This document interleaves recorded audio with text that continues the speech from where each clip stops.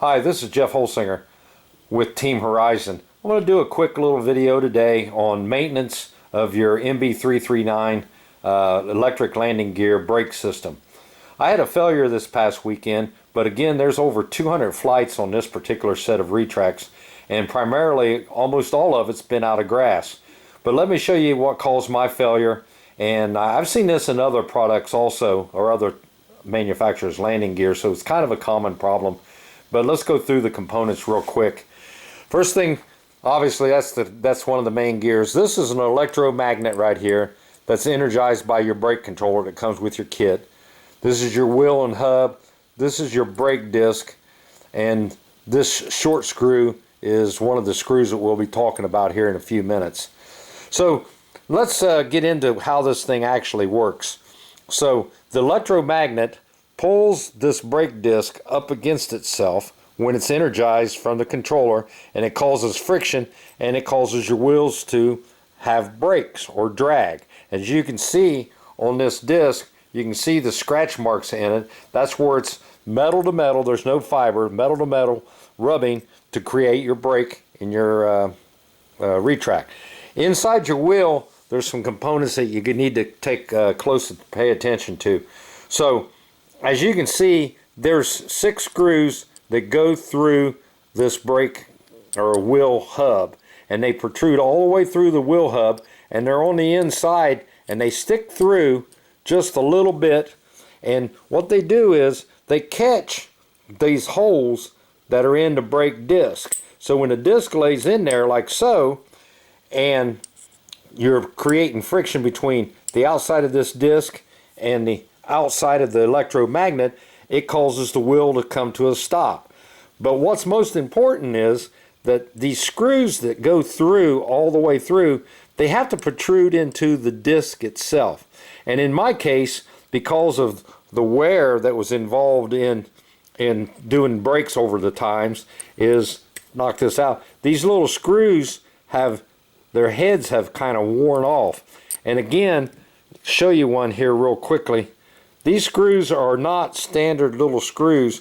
They have been doved off to a specific length by the manufacturer of the kit. So as these screws protrude into the wheel hub itself, they have to stick through the brake disc. And if they stick through the brake disc, as I rotate this, you'll see that that disc drops in. So now when I create friction between disc and electromagnet, it'll stop the wheel from turning.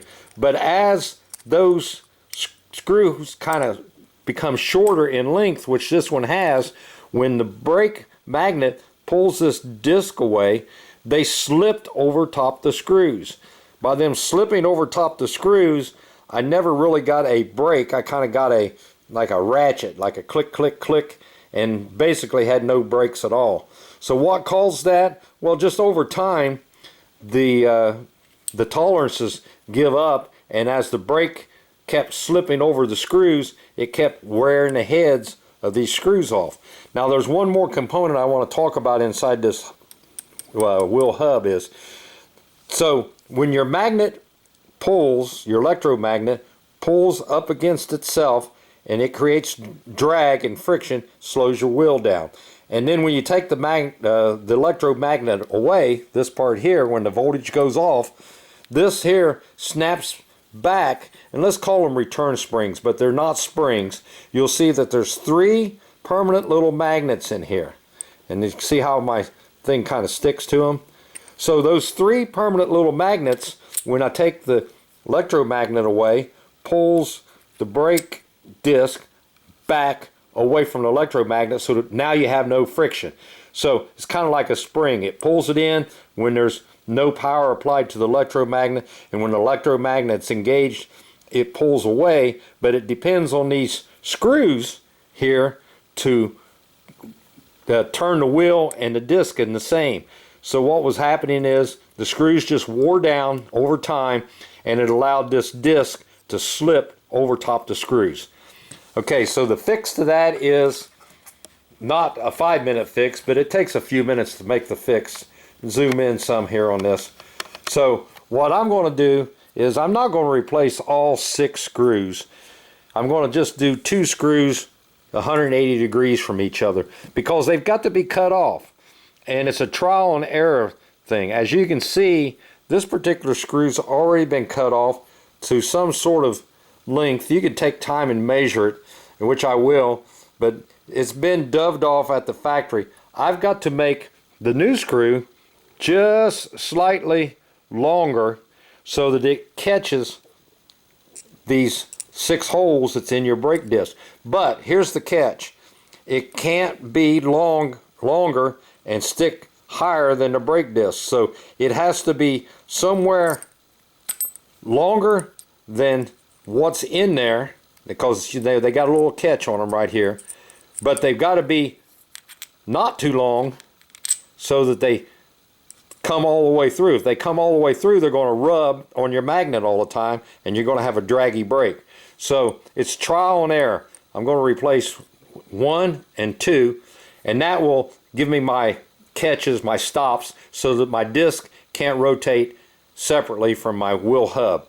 I hope that is understandable. I mean, it's pretty straightforward, but that's what happens when you start to, you know, have a real grindy or no brake at all. In my case, I didn't have enough brake to get stopped and ran off the end of the runway, and that's when I discovered that I needed to do a little bit of maintenance on my retract system. Other than that, the retracts have held up just fine.